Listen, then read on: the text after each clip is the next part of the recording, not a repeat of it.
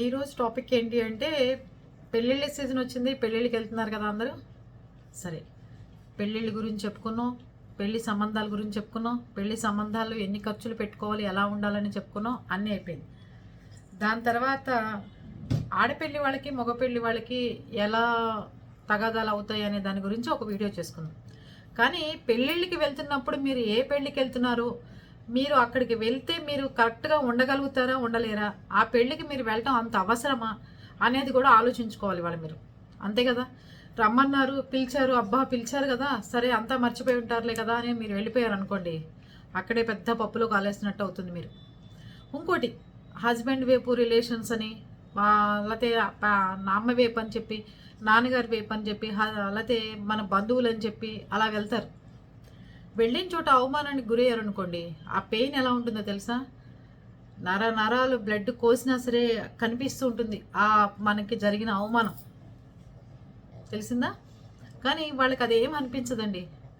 వాళ్ళకి చీము నెత్తురు ఉన్న వాళ్ళకైతే ఏదైనా అనిపిస్తుంది, లేని వాళ్ళకి ఏమనిపిస్తుంది చెప్పండి.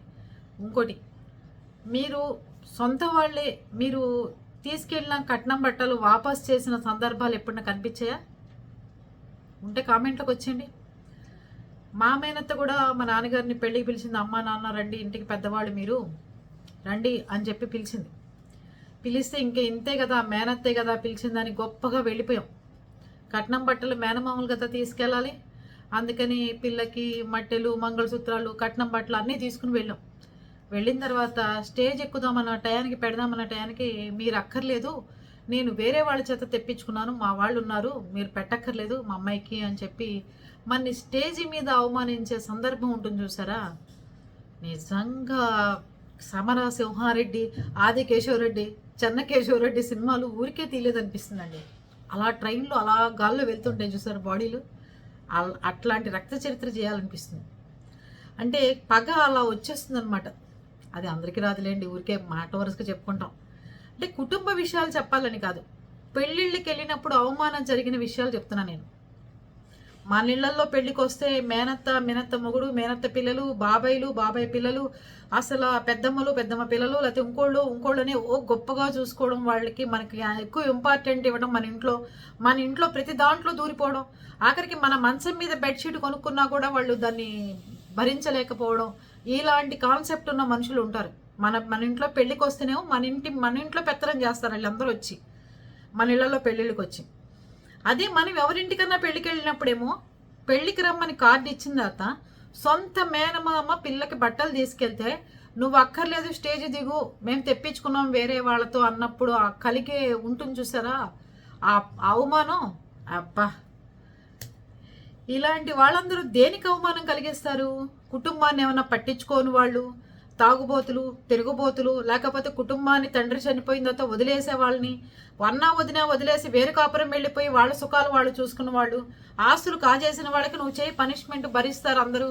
అంత కాకుండా 12 ఏళ్ల వయసులో తండ్రి చనిపోయిన తర్వాత 3 తమ్ముళ్ళని చెల్లెల్ని పెళ్ళిళ్ళు చేసుకొచ్చి పేరెంటాళ్ళు చేసుకొచ్చి అన్నీ చేసి తల్లి చచ్చిపోయే టయానికి కూడా పెద్దరికంగా ఎలా ఉండాలో, ఇంటికి పెద్ద కొడుకుగా ఎలా ఉండాలో అన్నీ చేసుకొచ్చిన తండ్రిని, కన్న పిల్లల ముందు తండ్రిని అవమానిస్తుంటే ఆ పగ ఎలా ఉంటుంది చెప్పండి. అసలు మీరు మాట్లాడగలుగుతాం, కానీ నేను రోజు ఫోన్ చేసి మాధవ్తో మాట్లాడుతుంటారే ఏంట్రా ఏం చేస్తున్నారు అని. ఎందుకంటే అవమానం వాళ్ళది, పెయిన్ తీసుకుంది వాళ్ళు. ఇప్పుడు అరుస్తుంది నేను, నాకు ఆవేశం, నాకు పెయిన్, నాకు గుండె నొప్పి రావాలి. అవమానించింది వాళ్ళు, వాళ్ళకే పనిష్మెంట్ దేవుడు. అమ్మ నువ్వు ఇలా బుద్ధి లేకుండా ఇలాంటి పనులు చేస్తున్నావు ఏంటమ్మా అని తెలియపరుస్తుంటాడు. అవునా, అవమానం జరిగింది, కట్నం బట్టలు అక్కర్లేదన్నారు, వెనక్కి ఇచ్చేశారు, పోనీ తెచ్చుకున్నారు, సంతోషం. సరే అప్పుడన్నా సిగ్గు రావాలి కదా మనకి. బంధువులు ఇంటికి వెళ్తే ఇలా చేస్తున్నారు, మనని పగపట్టున్నారు, మనం మూసుకుని ఉండాలి కదా జ్ఞానం. అసలు అమ్మకి నాన్నగారికి అసలు లేనే లేదు. మన తమ్ముళ్ళే కదా, మన పిల్లలే కదా, మనం ఎత్తుకు పెంచిన వాళ్ళం కదా, మనం సాకిన వాళ్ళం కదా, మనం చేసిన వాళ్ళే కదా అని చెప్పి ఎప్పుడు వాళ్ళు మెట్టు దిగి మమ్మల్ని 10 మెట్లు దింపేవాళ్ళు. అందరికీ ఆశ్చర్యం కలిగించవచ్చు నేను చెప్తుంటే. మీకు అందరికీ పెయిన్ ఎలా ఉంటుందనేది అనుభవించిన వాడికే తెలుస్తుంది ఆ డెత్కి వెళ్ళి. ఇవి ఎందుకు చెప్తున్నానంటే వెళ్ళినప్పుడు ఎలా ఉండాలో చెప్తున్నాను మీకు అని అనిపిస్తుంది. సరే ఆ పెళ్ళి అది అయిపోయింది కదా.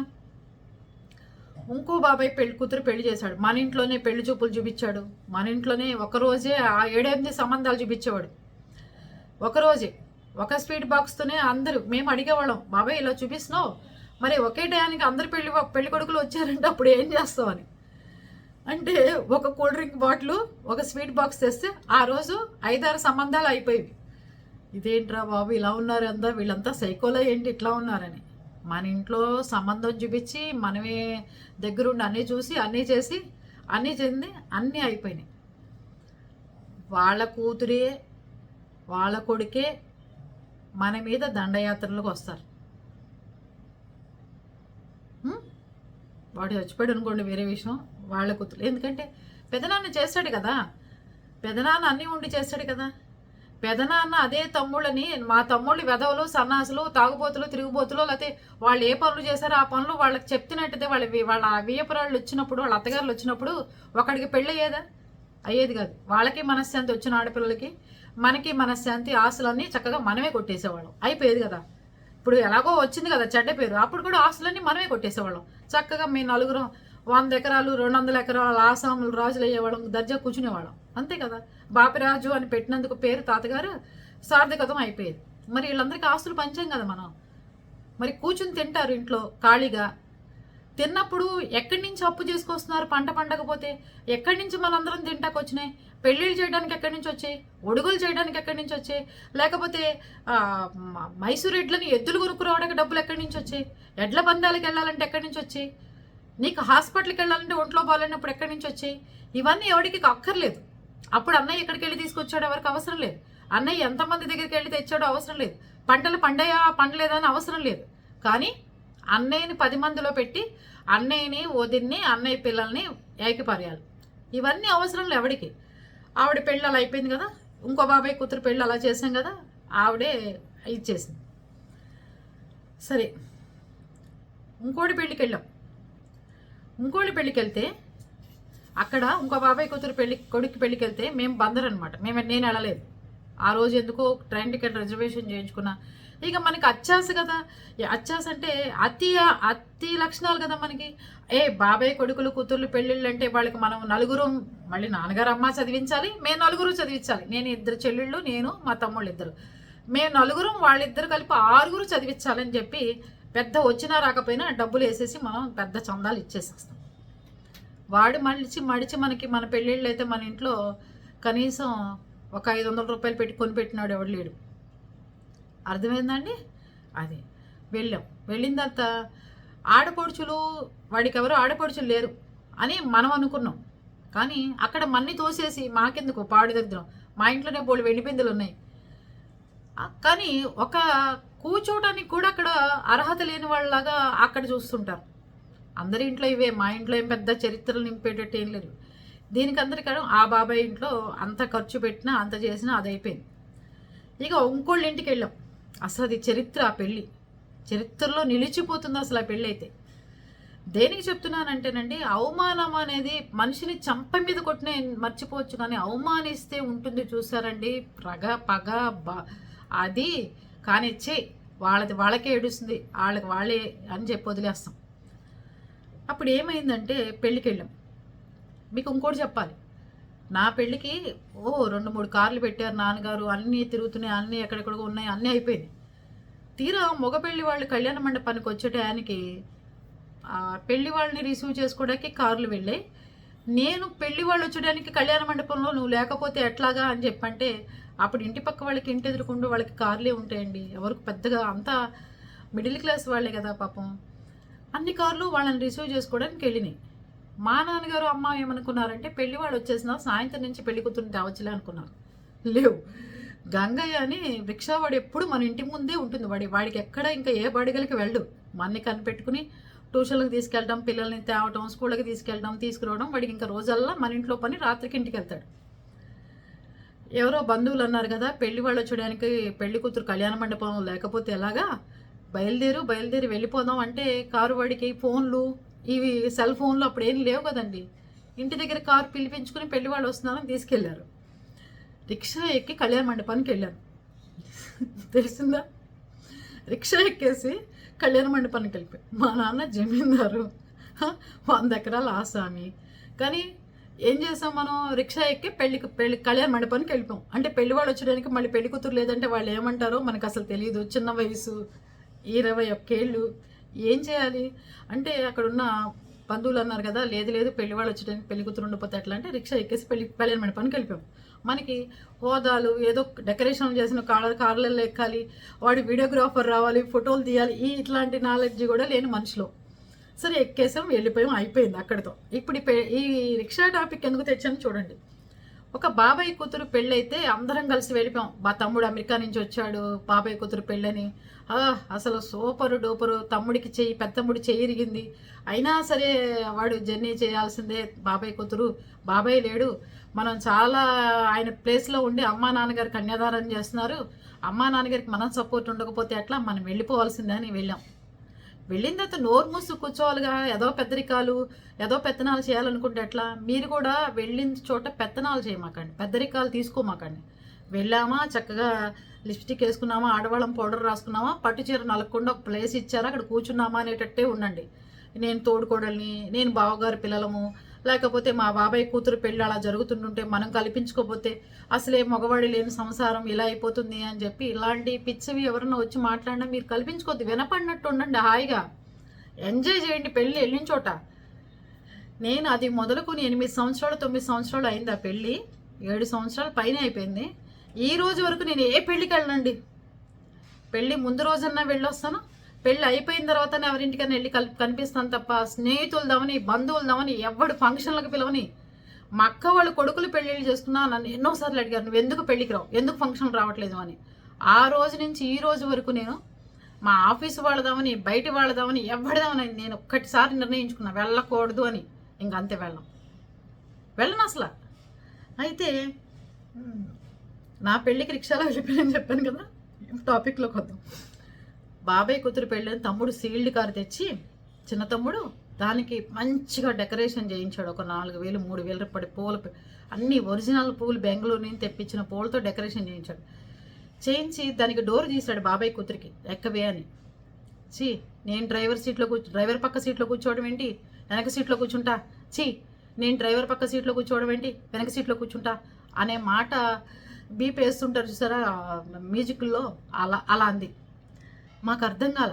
వెనక సీట్లో కూర్చుని నేను లేచి, అప్పుడు తమ్ముడు డ్రైవర్ ఎవడు, తమ్ముడు చిన్న తమ్ముడు డ్రైవర్ పక్కన కూర్చోవడం ఏంటంటే, డ్రైవర్ పక్కన కూర్చుని వెళ్ళే వాళ్ళే మినిస్టర్లు, ఎమ్మెల్యేలు, ముఖ్యమంత్రులు వెళ్తుంటే నేను డ్రైవర్ పక్కన కూర్చోవడం ఏంటని, ఒక కారు లేకుండా బాబాయ్ కూతురు ఇబ్బంది పడుతుంది, బాడీ కారులో వెళ్ళాల్సిన అవసరం దానికేంటి అని చెప్పి సీల్డ్ కారు తీసుకొచ్చి గుమ్మం ముందు పెడితే, నేను డ్రైవర్ పక్కన సీట్లో కూర్చోవడం ఏంటని. అప్పుడు నేను తమ్ముడు పక్కకి వెళ్ళి, పెళ్లి కూతురులో అంటే ముందు సీట్లో కూర్చుంటారు కాబట్టి చక్కగా డోర్ తీసి దాన్ని కూర్చోమన్నాం. ఆ మాటని పట్టించుకోమాకరా అన్నాను. సరే వదిలేసాడు. వదిలేసిన తర్వాత వెనక సీట్లోకి వచ్చింది, కూర్చుంది, అయిపోయింది. చాలా చాలా ఫీల్ అయ్యాడు వాడు. అదేంటక్క అంత పెద్ద మాట అందండి. ఒరే, మన ముందు పుట్టిన వాళ్ళరా వాళ్ళంతా, వాళ్ళ మెంటాలిటీ మనకు తెలుసు కదా, వాళ్ళ బుద్ధులు మనకు తెలుసు కదా అని అన్నాడు.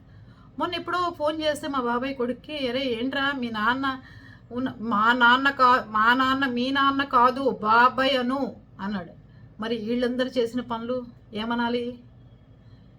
ఏమన్నారండి.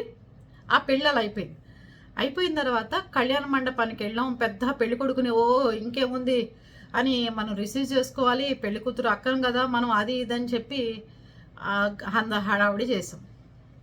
ఏమి లేరు, ఆవిడ ఎవరు లేరు కదా అని చెప్పి మనం హడావుడి చేసినందుకు ఏమైంది, పెళ్లి కొడుకు వాళ్ళు వచ్చారు. అంతా జరుగుతున్న టైంలో ఇంకో బాబాయ్ భార్య మన ఇంట్లో పెళ్లి సంబంధాలు చూపించిన ఆవిడ భార్య వచ్చి, గిరమ్మ నీకు ఈ విషయం తెలుసా, కింద ఏం జరుగుతుందో అంది. పైన పెళ్ళి కింద ఏం జరుగుతోంది పిన్ని అని అడిగాను. అంటే కింద పెద్ద గందరగోళం జరిగి భోజనాల దగ్గర కొట్టుకుంటున్నారమ్మా అంది. అయ్యో అదేమైంది పిన్ని, అలా జరుగుతుందా, ఎందుకు కొట్టుకుంటున్నారా అని అడిగాను. భోజనాలు లేవుట, మైసూరు బజ్జీ ఉన్నవాడికి చట్నీ లేదు, ఇడ్లీ ఉన్నవాడికి కారపొడి లేదు, అన్నం ఉన్నవాడికి సాంబార్ లేవు, కింద అసలు ఏది లేదు తినడానికి. మగ పిల్లవాళ్ళందరూ ఒక 25-50 మంది అలిగి, పెళ్లి కొడుకు బాబాయిలు అందరూ అలిగి పైకి వెళ్ళిపోయారు. గిరమ్మ ఈ పెళ్ళి ఏదో తేడా కొట్టేటట్టుంది, నాన్నకి చెప్దామంటే నాన్నేమో కన్యాదార చేసే కార్యక్రమాల్లో పూజారి దగ్గర ఉన్నాడు, అమ్మేమో పట్టించుకోదు కదా, మరి నువ్వు వెళ్ళి నాన్న దగ్గర చెప్తావా అని అడిగింది. అలాగే పిన్ని చెప్తాను, దాని ఏముంది, మరి భోజనాల కంటే నువ్వు వెళ్ళి చెప్పకపోయావు, బాబాయ్కి చెప్పచ్చు కదంటే, మీ బాబాయ్ పట్టించుకోడు, ఏది చూసినా నాన్నే కదా చూసేది, అందుకే నాన్నకే చెప్పండి. అక్కడ 2 బాబాయిలు ఉన్నారు, బాబాయ్ కొడుకులు ఉన్నారు, పెళ్లి కూతురు అన్నున్నాడు, ఆ పెళ్లి కూతురు మేనమామలు ఉన్నారు, అంతమంది ఉండగా మనకు వచ్చి చెప్పింది ఆవిడ. సరే పిన్ని వెళ్దాము, నాన్నకి చెప్తానని వెళ్ళాను. నాన్నగారు ఇట్లా భోజనాల దగ్గర గొడవలు అవుతున్నాయట, ఇది సంగతి అన్నారు. అనేసరికి అయితే అమ్మ పూజారి అన్నాడు, అమ్మ ఇంకో అరగంట పడుతుంది, పావుగంట అదైందంటే, మరి భోజనాలు రాత్రి 9:30 అయిందండి, మరి భోజనాలు లేకపోతే ఎట్లా, నాన్నగారు వెళ్ళొచ్చా అంటే, చూద్దామో 10 నిమిషాల్లో చెప్తానన్నాడు. పిన్ని దగ్గరికి వెళ్ళి చెప్పా, పెళ్లి కూతురు అమ్మ దగ్గరికి, పిన్ని మరి ఇట్లా సంగతి అంటే, పిన్ని శోకాలు పెట్టి అడవడం మొదలెట్టింది. మగవాళ్ళు లేని ఇల్లు కదా, మీ బాబాయ్ ఉంటే అన్ని చూసుకునేవాడు కదా, ఇంత దౌర్భాగ్యమైన బతికొచ్చింది నాకు, అదే ఆయన ఉంటే ఎంత బాగుండేది, ఇట్లాంటి కష్టం వచ్చేదా, ఇలా భోజనాలు అయిపోతే నేనేమో మొగుడు లేని దాన్ని కిందకి వెళ్తే ఏం బాగుంటుంది, నేనేంతో ఏం చేస్తాను, నువ్వు చూసుకో గిరమ్మా అంది. అది చూసుకో అని అంటారు చూసారా, అప్పుడు మీరు చూసుకోమాకండి, అదేదో మీకు పెత్తనం ఇచ్చారని చెప్పి మీరు అనుకోమాకండి, అక్కడే మీరు పెద్ద పప్పులో కాదు పేడలో కాలేసినట్టు అవుతుంది. ఇంకేముంది, మా పిన్నే కదా నన్ను చూసుకోమంది, వంట చేయించడం ఎంతలోకి పెద్ద పని అని చెప్పి కిందకి వెళ్ళిన తర్వాత వాడిని పిలిచాను, వంటవాడిని. ఒరే బాబు ఏంటి పప్పులు లేవుట, చట్నీలు అయితే అండి, పప్పులు అయితే చట్నీలు అయితే ఏం చేయమంటారు, అంతమంది వచ్చి పడితే తినకేం చేస్తారు, 2 బస్సులు జనం వచ్చారు, తినేశారు, అయిపోయినాయి, మమ్మల్ని ఏం చేయమంటారు, మేము చేయం అన్నాడు వాడు. ఇదేంట్రా బాబు, వంటవాడు ఈ సమాధానాలు మనం ఎక్కడ వినలా, మనం వెళ్ళంగానే చేతులు కట్టుకుని అమ్మగారు ఇది కాకపోతే ఇంకా 100 రకాలు చేద్దాం అమ్మగారు అని చెప్పిన వాడే కానీ మనకెదురు సమాధానం చెప్పిన వాడేవాడు లేడు, ఇదేంటి బందర్లో పుట్టి పెరిగి చరిత్ర ఉంది మనకి, మన్ని ఇట్లా అయితే ఏంటి, అది లేకపోతే తింటారు పోతారు అనేవాడు ఎవడు ఉన్నాడు రా వంటవాడు, ఇదేం వంటవాడు రా బాబు, వీళ్ళకి ఎక్కడ దొరికాడు అని పైకి వచ్చి ఇలా అంటున్నాడంటే, మళ్ళీ గిరమ్మ అలాగే గిరమ్మ నాకు బాబాయ్ లేడు, అది లేడు ఇది లేడు అని మళ్ళీ ఏడిచింది. ఇదేంట్రా అని మళ్ళీ ఆడి దగ్గరికి వెళ్ళరే, నాయన ఓ పంచి, నీకు మనుషులు అయితే చెప్పు, మిక్సీ నేను వేసి పెడతాను, నీకు కావాలంటే పచ్చళ్ళు దమదమ చేసేద్దాం, మగపెళ్లి వాళ్ళు అయితే అడిగెళ్తే ఏం చేయమంటారండి, మగపెళ్లి వాళ్ళు అడిగితే ఏం చేయమంటారు, మాకు చేతనేం చేస్తాం, ఇప్పుడు చేయం, మేము ఏమంటలో ఉన్నావు తినమంటే పొమ్మనండి అండి. అప్పటికి 2 బస్సులు జనం ఉన్నారు, ఇంకా తినడానికి ఏమీ లేవు అక్కడ. ఇదేంట్రా బాబు అంటే, వాడెవడో వడ్డించేవాడు వచ్చి ఒక పళ్ళెం ఉంటే పళ్ళెం అక్కడ మేము ఉన్న చోటే విసిరేశాడు. ఏంటి మందకి భోజనాలు పెట్టలేకపోతున్నాం, ఇంతమందిని తోలుకొచ్చారు అని చెప్పి విసిరేశాడు. అంటే ఇంతలోకి వాడు వచ్చాడు, వంట మెయిన్ వాడు. ఏంటి పళ్ళెం విసిరేస్తాడు ఏంటి, పళ్ళాలు విసిరేయడం ఏంటి, అసలు వంటవాడు వచ్చి వడ్డించలేమని చెప్పి, మరి జనాలు రారా పెళ్ళికి, ఎవరు వస్తారు, వడ్డించి పెట్టే కార్యక్రమం అన్నమాట. ఎందుకు రారు మీరు, అలా విసుక్కోవడం ఏంటి, పళ్ళాలు విసిరేయడం ఏంటంటే, పళ్ళెం విసిరేసాడు, ఎవరంటే ఇట్లా విసిరేసాడు పళ్ళాన్ని, ఇట్లాగే విసిరేసేది అని చెప్పి అక్కడున్న పళ్ళాన్ని ఇది ఇట్లా సౌండ్ వచ్చేట్టు విసిరేస్తాడా అని చెప్పి అన్నానమాట నేను. ఇంకా చూసుకోండి ఎక్కడి నుంచి వచ్చాడో, పెళ్లి కొడుకు బాబాయ్ వచ్చాడు, పెద్ద తగద, మీరెవ్వరు నేను పెట్టుకున్న వంట వాడి దగ్గరికి వచ్చి క్వశ్చన్ చేయటానికి మీరెవరు, తినటానికి లేకపోతే మూసుకుని బయటికి వెళ్ళిపోండి ఎవరైనా సరే. ఇక్కడ పెళ్లి కొడుకు తరపు వాళ్ళని, పెళ్లి కొడుకు వంట వాళ్ళని అంటే ఊరుకోమంటే, నేనన్నాను మీ వంట వాళ్ళు ఏంటండి, మా పిన్ని పెట్టిన వంట వాళ్ళే కదా, వాళ్ళు వంట చేయకపోతే మనం అడగకపోతే మీరు కూడా అలుగుతాను నేను, నా ఇష్టం అది, నేను అలుగుతాను, నువ్వెవరు మాట్లాడటానికి ఇక్కడ, అదేంటండి మరి ఎవరికి భోజనాలు లేవు, తింటారు పోతారు, ఇప్పుడు ఏంటి తినకపోతే ఏంటి, ఇప్పుడు నష్టం వచ్చిన వాళ్ళు తినకపోతే ఏంటి, వాడిని అనమాకండి. అది కాదంటే వంట చేయమనే కదా అంటున్నాం, ఇంక అంతకంటే ఏం మాట్లాడేమండి అంటే, కుదరదు మా వంటవాడు. పైకి వెళ్ళి అడిగాను, పిన్ని మీరు పెట్టిన వంట వాళ్ళు కాదా అంటే, కాదమ్మా వాళ్ళే తెచ్చుకోమన్నా, డబ్బులు మనవే, వాళ్ళనే తెచ్చుకోమన్నా. మరి ఇందాకెందుకు శోకాలు పెట్టి బాబాయ్ ఉంటే ఇలాంటి పరిస్థితి రాదు, పెళ్లి వాళ్ళు అలిగి వెళ్ళిపోయారు, ఈ మాట జీవితాంతం ఉంటుందని మరి ఏడ్చావు నా దగ్గర, మరి ఇప్పుడేంటి ఇలా చేసావు పిన్ని అని అడిగా. అడిగిన పెళ్లి కొడుకు బాబాయ్ పెద్ద పెద్ద ఇసురులతో వెళ్ళిపోయాడు. అది అయిపోయిన తర్వాత 11:30, 12 అవుతుండగా మా పిన్ని వాళ్ళ తమ్ముళ్ళు భోజనానికి వెళ్తే అసలు ఏమీ లేదండి, మెతుకులేదు, ఇంకా వెనకాల బోళ్ళు మంది ఉన్నారు, కనీసం రైస్ కూడా 1/2 కేజీ రైస్ కూడా లేదు. నాన్నగారు వచ్చారు అప్పుడు, అంతా అయిపోయిన తర్వాత బ్రాహ్మణ ప్రోగ్రామ్ అయిందా కిందకు వచ్చారు. ఎవడ్రా ఇక్కడ వంటవాడు, ఏం బుద్ధి జ్ఞానం లేదా, వంటలు చేయాలి తెలీదా, లేకపోతే గుండెగా అన్నం వేసుకోవాలి కదా, లేకపోతే క్యాటరింగ్ పెట్టుకున్న వాడు ఎక్కడున్నాడు, ఎవడు అసలు పెట్టిన వాళ్ళు బందర్లో ఉంటే రమ్మని అసలు నా దగ్గర మాట్లాడతానని. కానీ మళ్ళీ పెళ్ళికొడుకు బాబాయ్ వచ్చాడు. ఎవడిక్కడ ఇందాక మాట్లాడొద్దన్నాను కదా, మళ్ళీ మాట్లాడుతుంది ఎవరు అసలు, ఈ పెళ్లి వాళ్ళు కానీ ఈ ఆడపిల్ల పెళ్లికి సంబంధించిన వాళ్ళు ఎవడున్నా సరే ఈ పెళ్లికి ఉండడానికి వీళ్ళైతే వెళ్ళిపోవాలని బయటికి పంపించేయండి అన్నారు. నాన్నగారు ఎవరి కోసం అడిగారో తెలుసా? పిన్ని వాళ్ళ తమ్ముళ్ళు ఇద్దరు భోజనం చేయలే, వాళ్ళు వెళ్ళిపోతున్నారు. మావయ్య గారు వెళ్ళొచ్చేస్తాం బావగారు, మాకేం పర్వాలేదులేండి, 11:30 12 అవుతున్నా కూడా భోజనాలు కూడా లేవు, 1 కేజీ బియ్యం వండినకున్నా ఈ ఇద్దరు తినకుండా ఉంటారా, ఇంతమంది ఉన్నారు ఇంకా ముసలోళ్ళు ముత్తుకోడరు అంటే తినకుండా వెళ్ళిపోయారు.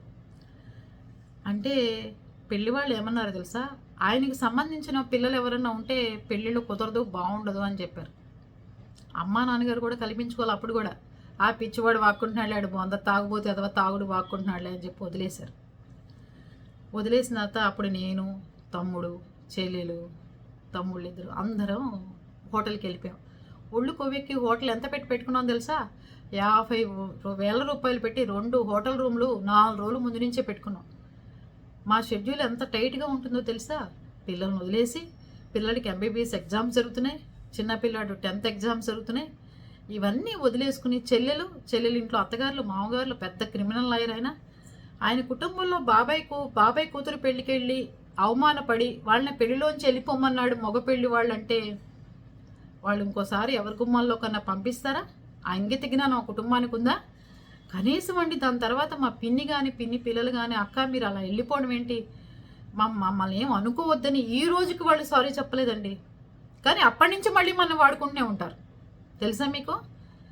ఆ రోజు నుంచి ఈ రోజు వరకు నేను కనపడితే చాలు, నా చేతి ఆశీర్వాదం తగిలితే చాలు, నేను ఏ చీరన్నా కొనిపెడితే చాలు, నేను ఏ మంగళసూత్రం ఉన్నా కనిపిస్తే చాలు, కొనిపెడితే చాలు అని ఎదురు చూసే జనాలు కొన్ని వేలల్లో వందల్లో ఉంటే దానికోసం అని చెప్పి దాని ఎంగేజ్మెంట్కి, దాని రిసెప్షన్కి, దాని వ్రతానికి అని చెప్పి నేను చీరలు ఏరి నెల్లూరులో ఉంటే ఏరి మళ్ళీ నేత తినేసేవాడి దగ్గరికి వెళ్ళి నేను తీసుకొస్తే దానికోసం అని చెప్పి నెక్లెస్ డిజైన్ చూసి ఆర్డర్ ఇచ్చి దానికి చేయించిన బంగారాన్ని ఆర్డర్ ఇచ్చి నేను అలా గీసి మరీ నేను దానికి నెక్లెస్ చేయించుకుని వస్తే ఈరోజు కారు పెడితే పిల్లని ఎక్కించుకోవాలని వాళ్ళు మాట్లాడిన మాటలు, అమెరికా నుంచి లక్షల్లో డబ్బులు పెట్టుకుని వాడు పెళ్ళికి వస్తే ఏం మిగిలిందండి?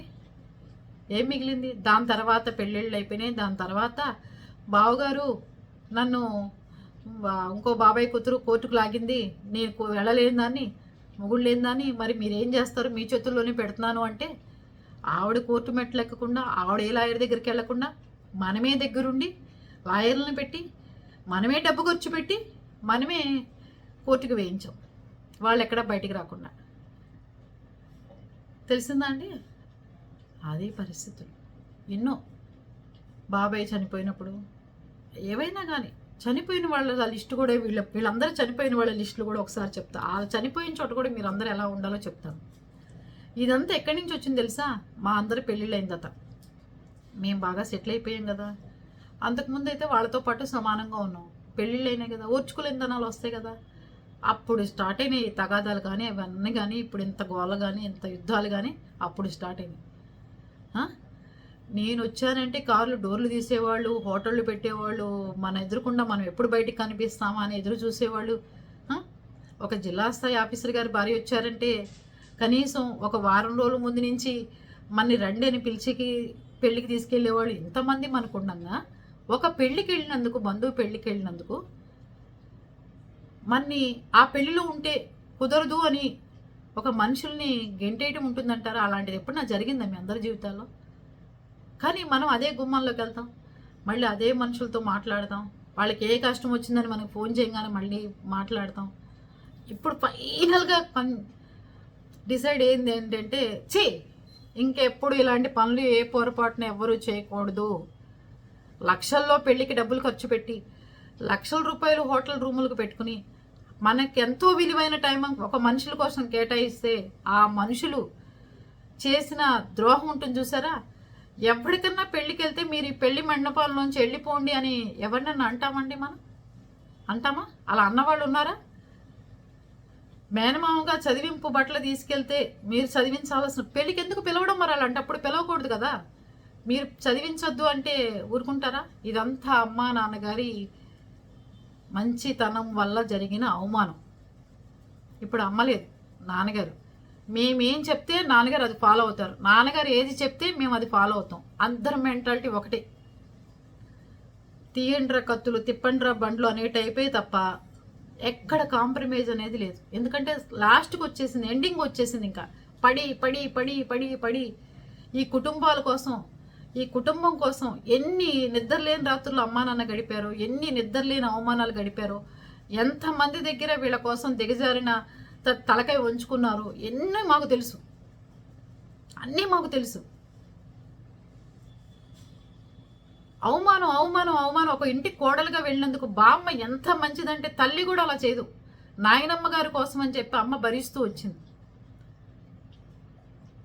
ఇన్ని అవమానాలా?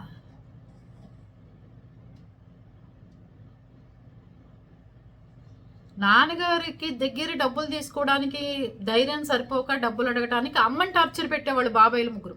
అమ్మని మైసూరు వెడ్లు కొని పెట్టనంటే ఒక టార్చర్ పెట్టేవాడు, పొలాలు ఎలా కాజేయాలని ఒక టార్చర్ పెట్టేవాడు, లేకపోతే ఇంకోడేమో మందు తాగడానికి రోడ్ల మీదకి వెళ్ళి ఎకరాల పొలాలు అమ్మేసి వచ్చి ఇళ్ళ దగ్గర వచ్చి గొడవలు జరుగుతుంటే ఒక టార్చర్ పెట్టేవాడు. మేనత్తేమో ఏ సంబంధాలు నాకు నచ్చట్లేదు, ఏవి నాకు నచ్చట్లేదు అని చెప్పి ఆవిడ టార్చర్లు పెట్టేది. ఎంతమంది టార్చర్లు మా అమ్మొక్కతే భరించింది. కనీసం అమ్మ చనిపోయినప్పుడు ఒక్కళ్ళు రాలేదని చూడటానికి విశ్వాసం లేని ఘాతకులు అని చెప్తాయి వీళ్ళందరినీ. ఒక్కళ్ళు. వీళ్ళ పెళ్ళిళ్ళు చేసింది, వీళ్ళకి పురుళ్ళు పోసింది, వీళ్ళకి మంచి చెడ్డ చూశారు, అన్నీ చూశారు. ఒక్కళ్ళు అమ్మ చనిపోతే మమ్మల్ని పలకరించడానికి ఒక్కళ్ళు రాలేదు. చేసిన ద్రోహం ఏంటి అంటే అతి మంచితనం. తాతగారు ఏవైతే దస్తావేజుల ప్రకారం ఆస్తి రాశారో నలుగురు అలా 5గురు అలాగే పంచుకున్నారు. ఒక్కడు ఎకరంలో ఒకడు దూరలేదు, ఒకడు ఎకరంలో ఒకడు తీసుకోలేదు. కానీ పంచుకుని వెళ్ళే రోజు కూడా నాన్నగారు దగ్గరుండి వాళ్ళు ఎన్ని అవమానాలు చేసినా ఎక్కడా వాళ్ళకి సమస్యలు రాకుండా అన్నీ చేసి పెట్టారు. బాపిరాజు గారి పిల్లలు ఎదిగారు అనే ఒకే ఒక దుర్బుద్ధి వాళ్ళ బ్రెయిన్లలో నాటుకుపోయి టార్చర్ పెట్టి అమ్మా నాన్నని వేధించుకు తిన్నారు. ఒక కుటుంబంలో ఒక కోడల్ని ఎంత వేధించాలో అంత వేధించారు ఈ కుటుంబం. పెళ్లి చేసుకుని ఆ రోజుల్లోనే టీచర్ పోస్ట్ వస్తే ప్రెసిడెంట్ పెళ్ళం అనాలి కానీ నిన్ను పంతులమ్మ మొగుడా అనిపించుకోవాలా నేను అని నాన్నగారి ఇదికి ఆవిడ ఉద్యోగం మానేసి ఇంట్లో కూర్చోవలసిన పరిస్థితి వచ్చింది. అర్థమైందా అండి? కానీ తను ఇప్పుడు కోడళ్ళు ఉద్యోగాలు చేయొచ్చు, కూతుర్లు ఉద్యోగాలు చేయొచ్చు, స్వేచ్ఛ ఉంది. పల్లెటూరు వచ్చేసరికి మన కట్టుబాట్లు మన పద్ధతుల ప్రకారం నువ్వు ఉండాలి అంటే అదే కట్టుబాట్ల ప్రకారం అమ్మ ఉంది. పెళ్ళిళ్ళకి వెళ్ళేటప్పుడు చాలా జాగ్రత్తగా ఉండాల్సిన పరిస్థితులు మీ అందరివి. అతిగా పూసుకోవడం, అతిగా చేయటం, అతిగా గిఫ్ట్లు కొనివ్వటం, అతిగా ఏదన్నా చేయటం. మనవాళ్ళే అనే అసలు ఆ రోజు నుంచి ఈ రోజు వరకు ఉండి ఎవ్వరి ఇంట్లో ఫంక్షన్కి నేను వెళ్ళను. ఎంత దగ్గర వాళ్ళవని దూరం వాళ్ళవని. నిన్నకాక మొన్న మా అక్క వాళ్ళ అబ్బాయి బారసాల అదే ఫస్ట్ బర్త్డే రామ్మ అని పిలిచింది. వెళ్ళను నేను. ఎవడన్నా పిలవండి వెళ్ళను, ఏమన్నా అనుకోనిండి. ఇప్పుడు ఎందుకు వెళ్ళను అనే కారణం మీ ఒక్కళ్ళకే చెప్తున్నాను వీడియో ముఖంగా. వాళ్ళు కూడా వీడియోలు చూస్తారు కాబట్టి సరిపోతుంది. ఎందుకంటే ఒక తల్లిదండ్రులు నేను మా వారు ఎవరికన్నా కన్యాదానం చేస్తున్నప్పుడు నా పిల్లల్ని కళ్యాణ మండపంలో వద్దు అంటే నేను మా వారు వెంటనే వెళ్ళిపోతాను. నువ్వు వద్దంత బోడి నీ ఇంట్లో పెళ్లికి ఉండాల్సిన అవసరం ఏంటి, ఆడెవడో దిక్కుమాలాడు కాళ్ళు మాకేం అవసరం కడగడానికి అని చెప్పి వెంటనే లేచి వెళ్ళిపోతాం. కానీ అమ్మా నాన్న అల్లుళ్ళ గురించి కూడా ఆలోచించలా. ఒక అల్లుడు క్రిమినల్ లాయరు, ఊరంతా ఆయన చేతుల్లో ఉంటుంది. ఇంకో అల్లుడు జిల్లాల స్థాయి ఆఫీసరు, ఆయనకు అన్న ఆ అన్న బొచ్చుడు మంది పలుకుతారు. ఎంత అవమానం జరిగి నేను ఇంటికి పంపిస్తాను నా కూతుర్లు అని చెప్పి అనుకోలే. ఆయనేమి బంధుత్వం అంటే వీక్నెస్ ఉండకూడదండి, కరెక్ట్ ఉండాలి. మేము చెయ్యము, మాకు అవసరం లేదు, మేము ఇక్కడే కూర్చుంటాం, టేబుల్ కదలమాకండి, వెళ్ళిన చోట అతి పెత్తనాలు చేయొద్దు, అతిగా పూసుకోవద్దు, అతి లక్షణాలు వద్దు. అతి అంటే అదేదో బూతుమాటగా అనుకోమాకండి ఎవరు. మనవాళ్ళు అని దిగమాకండి, అది అసలు వద్దు. మన ఇంటికి వచ్చినప్పుడు వాళ్ళని గొప్పగా రిసీవ్ చేసుకుని వాళ్ళ ఇంటికి వెళ్ళినప్పుడు మనం అసలు ఎవడో తెలియనట్టు సన్నాసుల్లాగా చూస్తే చాలా బాధాకరమైన విషయం అది. అర్థమైందా? ఎవరికి కట్నాల బట్టలు తీసుకెళ్ళమాకండి అసలు. ఆ సిచ్యువేషన్లో మిమ్మల్ని వద్దు అన్నారు అనుకోండి, వాళ్ళ బ్రెయిన్లో ఎప్పుడో ఉంటుంది మన మీద పగ. వద్దు అన్నారు అనుకోండి, ఆ పెయిన్ మీరు తీసుకోగలరా? హార్ట్ అటాక్ అంటే కూడా డేంజరస్గా ఉంటుంది బ్రెయిన్లో ఆ నొప్పి. గుండెల్లో హార్ట్ అటాక్ వచ్చిన దానికంటే కూడా ఎక్కువ ఉంటుంది ఆ నొప్పి. చాలా బాధాకరంగా ఉంటుంది ఆ మాట. ఇట్లాంటి అవమానాలండి పెళ్ళిళ్ళకి వెళ్ళినప్పుడు, అయిన వాళ్ళ పెళ్ళిళ్ళకి వెళ్ళినప్పుడు. మీకు కూడా చిన్న చిన్న అవమానాలు ఏమైనా జరిగితే కామెంట్లోకి వచ్చేయండి. ఎంత పెద్ద అవమానం నేను ఎందుకు చెప్పానంటే, పెళ్ళిళ్ళప్పుడు ఇంత టార్చర్ పెట్టే మనుషులు, బంధువులు ఉన్నారంటారా నిజంగా? ఉంటే కామెంట్లో చెప్పండి, నేను కొంచెం రిలీఫ్ అవుతాను. ఈ పెయిన్ నేను 8 ఇయర్స్ నుంచి మోస్తున్నాను, 9 ఇయర్స్ నుంచో. అమ్మ బతికున్నంతకాలం మోసింది. అది పరిస్థితి. అర్థమైందా?